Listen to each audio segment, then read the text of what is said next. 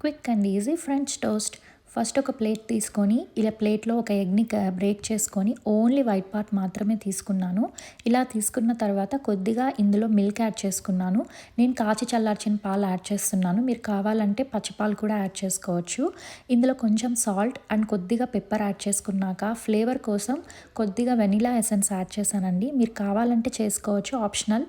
తర్వాత ఇవన్నీ ఒక ఫోర్క్‌తో బాగా బీట్ చేసేసుకున్న తర్వాత ఒక బ్రెడ్ స్లైస్ తీసుకొని దానికి సైడ్స్ కట్ చేసేసి ఇలా ఇందులో డిప్ చేశానండి, ఫ్రంట్ టు బ్యాక్. ఇలా 2 డిప్ చేసిన తర్వాత పొయ్యి పైన ఒక పాన్ పెట్టుకొని అందులో బటర్ ఏసి అది కొంచెం మెల్ట్ అయిన తర్వాత మనం ముందుగా డిప్ చేసుకున్న ఈ బ్రెడ్ స్లైస్‌ని దాని మీద పెట్టానండి. ఇలా కొంచెం ఒక 2-3 మినిట్స్ కుక్ అయిన తర్వాత ఫ్లిప్ చేసుకోవాలి. ఇంతేనండి, చాలా సింపుల్ అండ్ ఈజీగా ఫాస్ట్‌గా అయిపోతది. అండ్ ఫైనల్లీ ప్లేట్‌లో సర్వ్ చేసుకున్న తర్వాత పైన కొంచెం హనీ యాడ్ చేశాను. మీకు కావాలంటే నట్స్ అండ్ ఫ్రూట్స్ కూడా యాడ్ చేసుకోవచ్చు.